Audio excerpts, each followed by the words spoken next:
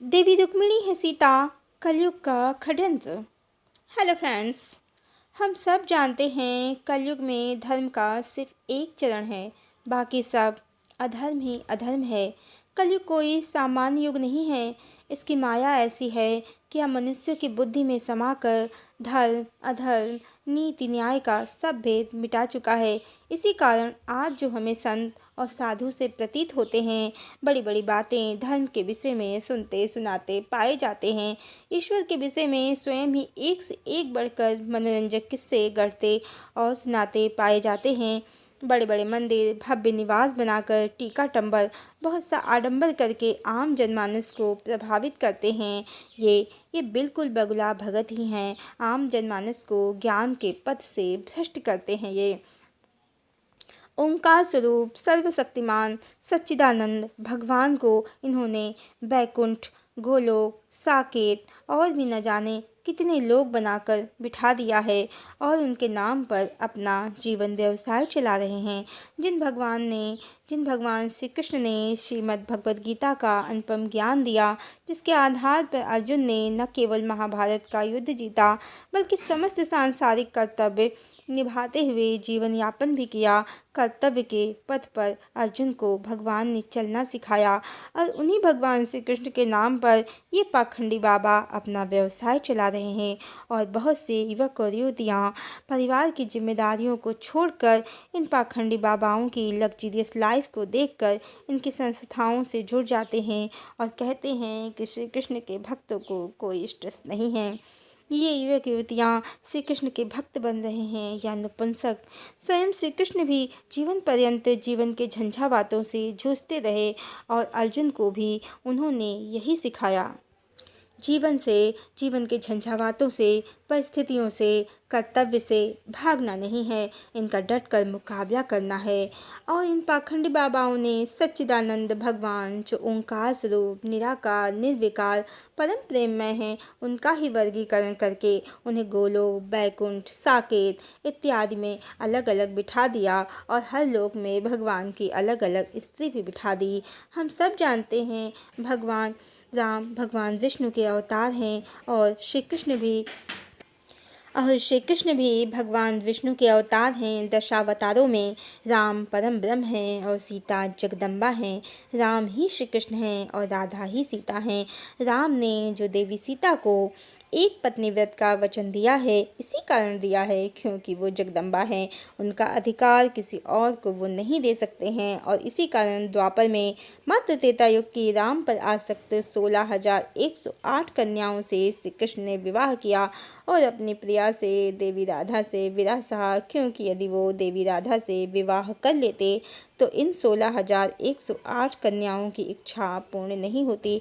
कर्म के सिद्धांत में ईश्वर भी बंधे हैं, इसी कारण उन्हें अपनी प्राण प्रिया से विरह सहना पड़ा।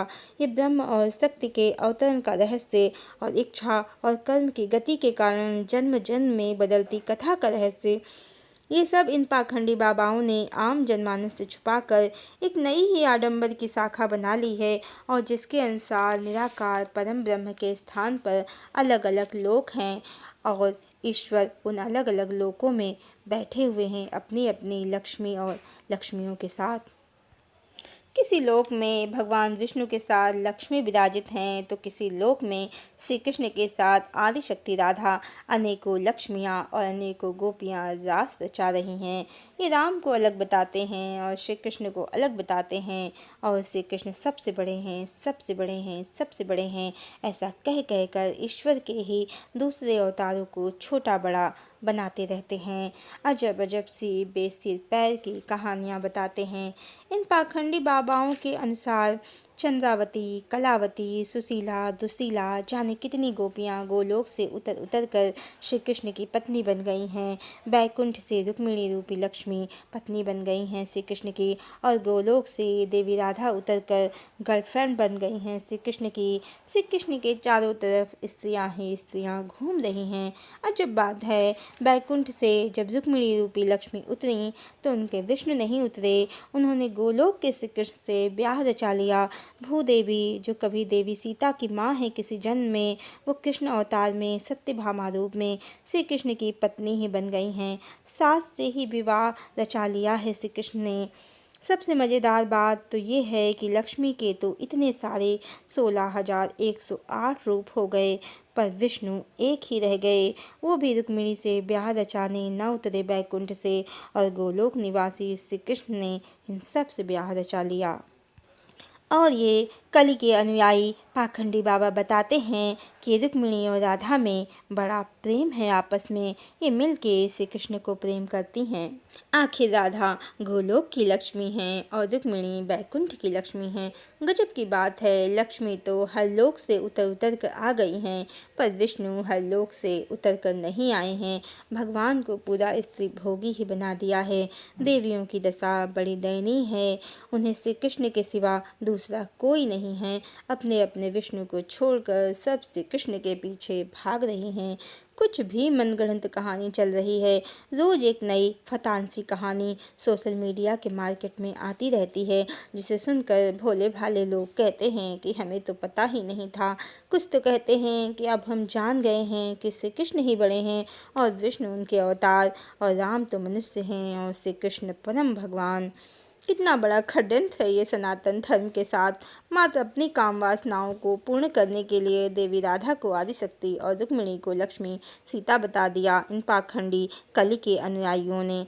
और भगवान राम के एक पत्नी व्रत का, कर्म और इच्छा के सिद्धांत का सब रहस्य गोलमोल करके ये कलि के अनुयायी पाखंडी बाबा कलि को बढ़ाने में खूब सहयोग कर रहे हैं। भगवान को बहुपत्नीवादी स्त्री भोगी सिद्ध करने के लिए इन लोगों ने ऐसी माया रची, जिसके कारण देवी राधा जो आदि शक्ति हैं, लक्ष्मी हैं, परम भगवान की, परम ब्रह्म भगवान विष्णु की एकमात्र अर्धांगिनी हैं, उन्हें गर्लफ्रेंड बना दिया और रुक्मिणी को सीता बनाकर पत्नी बना दिया।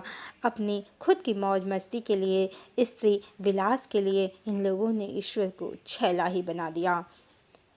पर ध्यान दें, श्री कृष्ण 10 उंगलियों से बांसुरी बजाते हैं, पर सुदर्शन के लिए एक उंगली ही पर्याप्त है।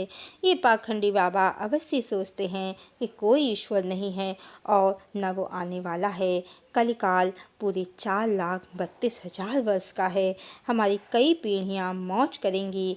इनको आभास नहीं है ईश्वर धरा पर आ चुके हैं। इनके द्वारा फैलाया गया अधर्म उन्हें बिल्कुल भी रास नहीं आ रहा है। इन अज्ञानियों को दिख नहीं रहा है महाकाल की लीला प्रारंभ हो चुकी है। बहुत शीघ्र इनका भी नाश हो जाएगा। सारे मिलावटी ग्रंथ और उनकी चटपटी कहानियों का भी नाश हो जाएगा, और इनकी नकली सीता देवी रुक्मिणी का भी माया जाल जल्द ही उठ जाएगा। बहुपत्नीवाद तिरोहित हो जाएगा।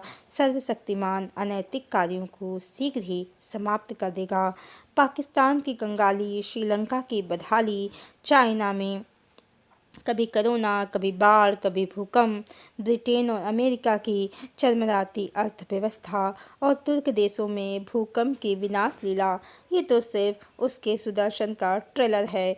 बहुत शीघ्र ही सारा भौतिकवाद, भोगवाद वो परमात्मा लील जाएगा और सदाचार, आध्यात्मवाद, मानवतावाद ही स्थापित होगा। जैसे ही कल के प्रकट हो जाएंगे ये सारे नकली लोग, गोलोक, बैकुंठ, साकेत और जितने भी हैं, सब उनमें निराकार परम ब्रह्म में समा जाएंगे, और ब्रह्म और उसकी शक्ति, राम और सीता, कृष्ण और राधा, शिव और गौरी, ब्रह्मा और ब्रह्माणी, रुद्र और रुद्राणी, इनकी ही शरण में लौट कर आना होगा। एक लक्ष्मी नारायण की शरण में ही लौट कर आना होगा। बाकी सारी नकली लक्ष्मियाँ इन नकली लोगों के साथ उड़ जाएंगी। हरिओम।